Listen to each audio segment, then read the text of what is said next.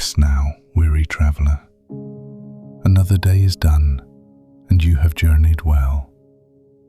Tonight I shall guide you into the realm of timeless Japanese literature, a world of profound beauty, where nostalgia breathes, shadows whisper, and dark, wondrous tales unfold. Leave the waking world behind and surrender to the tide of these words.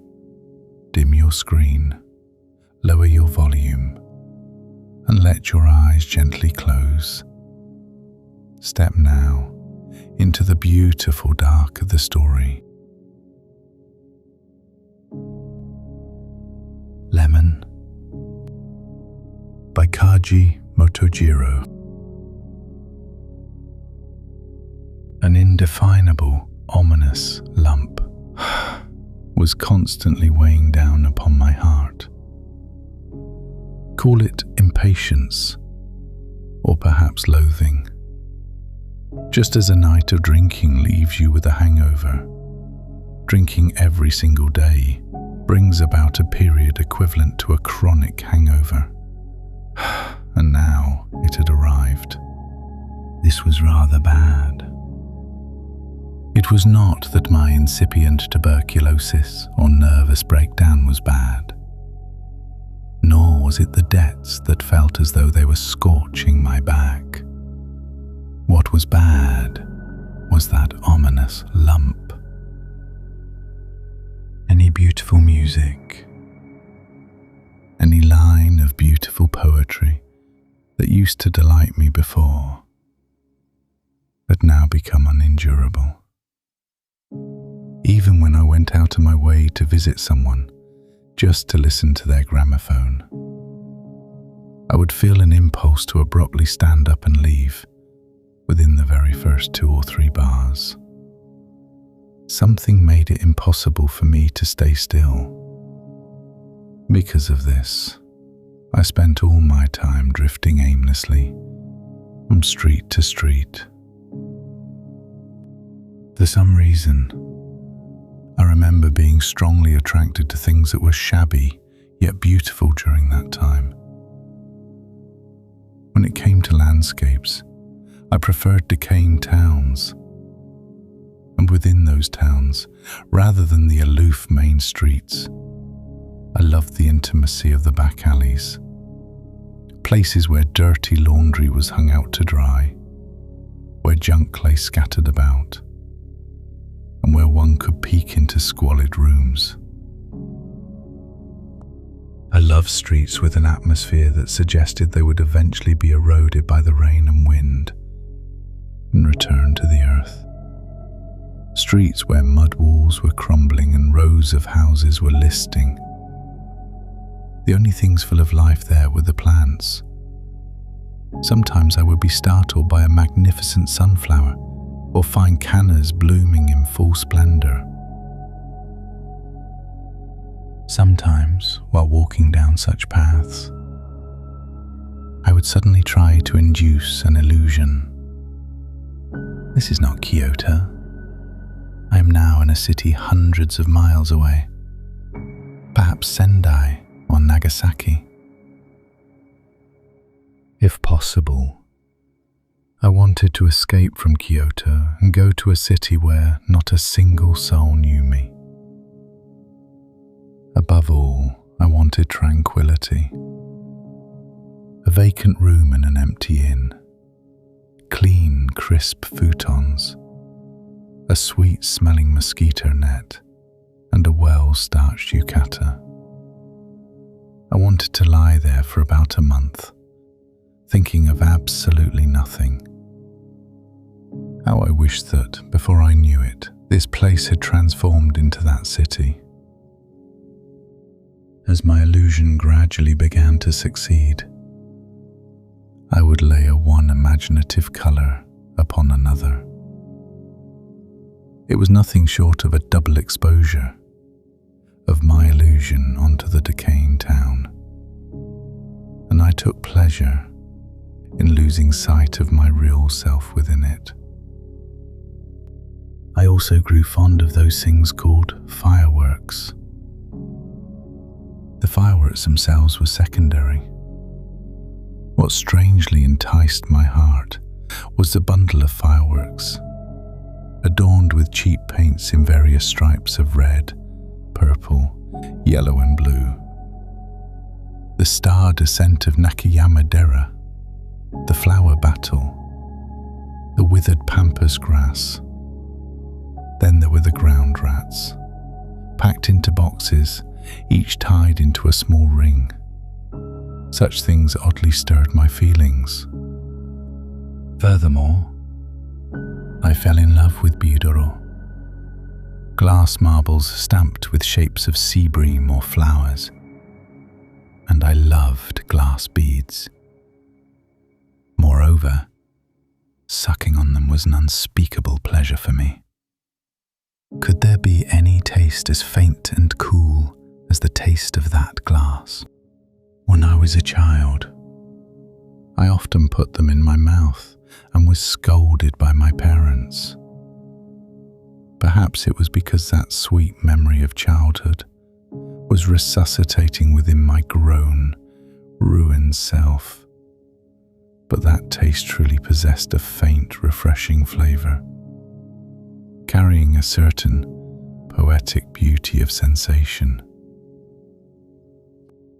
As you might have guessed, I had absolutely no money. Even so, in order to comfort myself when my heart was even slightly moved by such things, luxury was necessary to me. Things worth only 2 or 3 cents, yet luxurious. Beautiful things. Things that would rather flatter the raw, powerless tentacles of my senses. It was such things that naturally comforted me. Before my life had been thus eroded, my favourite place used to be, for instance, Maruzen. Red or yellow eau de cologne and eau de quinine. Amber or jade-coloured perfume bottles with stylish cut glass work or elegant Rococo-style embossed patterns. Pipes, pocket knives, soaps and tobacco. I used to spend nearly an hour just looking at such things, and in the end, I would indulge in the luxury of buying just a single pencil of the finest quality. But by that time, even this place had become nothing more than a suffocating, heavy environment for me. Books, students, the cashier's desk, all of these appeared to me like the ghosts of debt collectors. One morning, during that period, I was living by moving from one friend's lodgings to another, from friend A to friend B. I was left all alone, stranded in the empty air after my friend had gone to school. I had to wander out from there once again. Something was chasing me out. And so, from street to street, walking through the back alleys I mentioned before, stopping in front of cheap candy shops, or gazing at the dried shrimps, dried cod, and dried tofu sheets at the grocer's. I finally walked down Teramachi toward Nijo and brought my feet to a stop in front of the fruit shop. Here I would like to introduce that fruit shop for a moment, for it was my absolute favourite store within the scope of my knowledge. It was by no means a grand or splendid shop, but the beauty inherent to a fruit shop was felt there in its most blatant raw form. The fruits were arranged on a rather steeply sloped counter, and that counter, I seem to recall, was an old board coated in black lacquer. The fruits were arrayed in such a way as if the swift allegro flow of some bright, beautiful music had been suddenly confronted with something like the Gorgon's mask. freezing the viewer into stone, and had congealed into those very colours and that very volume. Green vegetables too were piled higher and higher the further back one looked. Truly, the beauty of the carrot leaves there was magnificent.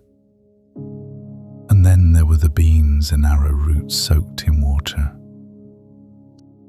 Furthermore, the time when that house was most beautiful was at night. Teramaki Street is generally a bustling thoroughfare, though its atmosphere is far clearer and crisper than those of Tokyo or Osaka, and a tremendous amount of light from the show windows pours out onto the street. Yet, for some reason, the area surrounding that shop front alone was strangely dark. To begin with, since it sat on a street corner adjacent to Nijo Street, which was dark on one side, it was only natural for it to be dark. However, it remained unclear why the neighbouring house was also dark, despite facing Teramachi Street. Yet, had that house not been dark, I do not think it would have succeeded in tempting me so intensely. Another thing was the overhanging eaves of the shop. Those eaves were like the visor of a cap pulled deeply over one's eyes. And this is less a metaphor than a literal description of what made me think, oh, that shop has lowered its visor terribly far today. So that above the eaves, it was also pitch black.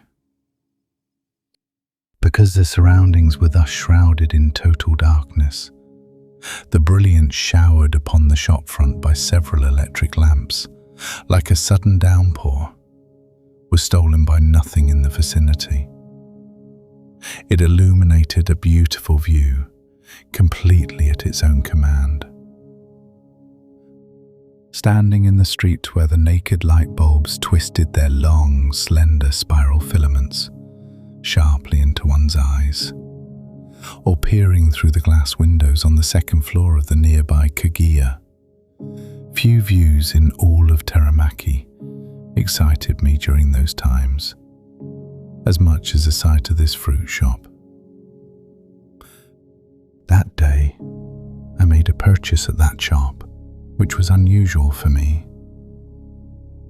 It was because some rare lemons were out on display. Lemons themselves are common enough, but since that shop, while not shabby, was nothing more than an ordinary greengrocer, I had rarely ever seen them there until then. In truth, I love those lemons. That simple colour, looking as though lemon yellow paint had been squeezed from a tube and hardened, and that short, truncated spindle shape. In the end, I decided to buy just one. Where and how did I walk after that? I walked the streets for a very long time. It seemed that the ominous lump that had constantly been weighing down upon my heart had loosened somewhat from the very moment I gripped that fruit. On those streets, I felt incredibly happy. That a melancholy so stubborn could be distracted by a single piece of such a thing. It was a suspicious, yet paradoxical truth. Even so, what a mysterious thing the human heart is. The coldness of that lemon was unbelievably good. Around that time, my lungs were failing and my body always ran a fever. In fact, just to show off my fever to this or that friend, I would try shaking hands with them, and my palm was always hotter than anyone else's.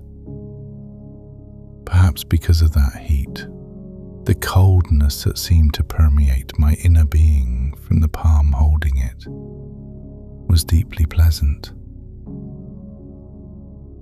over and over again. I brought the fruit to my nose and inhaled.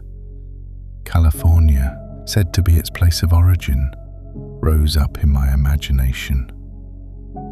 Phrases from the classical Chinese text I had learned, the words of the orange seller, such as striking the nostrils, came drifting fragmentarily into my mind.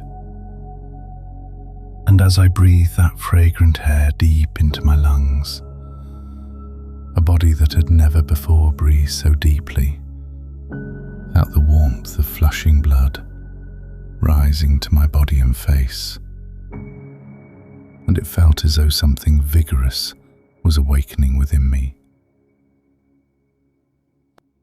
In fact, it felt as though such simple sensations of coldness, touch, smell, and sight were exactly what I had been searching for all this time. It seems strange to me now how perfectly it fit me, but that is truly how it was back then. I bounded along the thoroughfare in a light, bounding excitement, feeling even a kind of pride. I walked while calling to mind poets who strolled the streets in aesthetic attire. I tried placing it on top of my soiled handkerchief or holding it against my cloak to gauge the reflection of its colour. And then I thought of something like this. In short, it is this exact weight. That weight was precisely what I had grew weary of searching for. Without a doubt, this weight was the weight into which all good things, all beautiful things, had been converted. Out of the conceited sense of humour, I entertained such foolish thoughts. But whatever the case, I was happy. Where and how did I walk? Where I finally stood was in front of Marazin. Marazin, which I usually avoided so desperately, seemed like a place I could enter with ease at that moment. Today, I'll give it a try and go in. And in I marched. But what was happening? The happy emotions that had filled my heart gradually slipped away. My heart refused to lean toward the perfume bottles or the pipes. Melancholy began to close back in. I thought that the fatigue from all my wandering had finally caught up with me. I went over to the shelves of art books, taking out a heavy volume of art reproductions. Required more strength than usual. Yet I pulled them out one by one, and I opened them, but the desire to flip through them mindfully simply would not well up. And cursedly enough, I would pull out the next volume anyway. It was the same story. Yet, unless I gave it a quick flip through, I could not rest easy. Unable to bear it any longer, I would set it down right there. I could not even return it to its original position. I repeated this time and time again. Finally, in the end, I even set down a heavy, orange-coloured book by Ingra, a book I usually adored, out of an even greater sense of unbearableness. What a cursed thing. Fatigue remained in the muscles of my hands. Becoming utterly depressed, I stood gazing at the piles of books I had extracted and left heaped together. What had happened to the art books that used to attract me so much? After finishing exposing my eyes to each and every page, that strangely unsettling feeling when looking around at the excessively ordinary surroundings. I used to love savouring that sensation. Oh, that's it. At that moment, I remembered the lemon inside my sleeve. What if I piled up the colourful books into a jumble and tried placing this lemon on top? Yes, that's it. That same light excitement from before returned to me. I piled books up haphazardly, hastily tore them down, and frantically built them back up again. I pulled out new ones to add, or took others away. A bizarre, fantastical castle turned red or blue with every adjustment.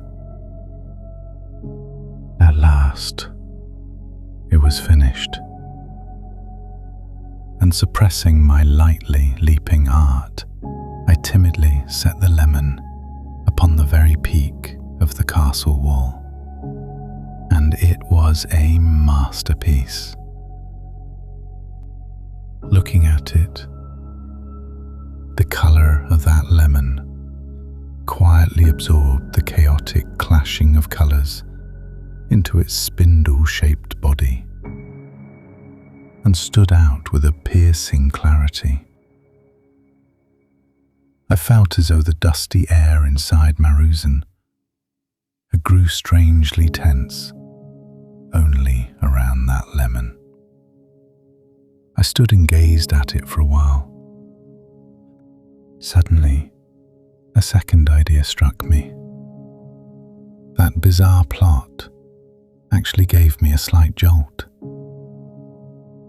What if I just leave it exactly as it is and walk outside with an innocent face? And I felt a strange tickle of amusement. Should I walk out? Yes, I walk out. And out I strode. That strange tickle of amusement made me smile as I walked the streets. What if the strange villain who had planted a terrifying, gold-shining bomb upon the shelves of Maruzen was me? And 10 minutes from now, that Maruzen were to experience a great explosion centering around the art shelves. How incredibly interesting that would be. I eagerly pursued this imagination. If that happened, even that suffocating Maruzen would be blown to smithereens. And so, I walked down Kyogoku, where the billboard paintings for moving pictures coloured the streets with a peculiar charm.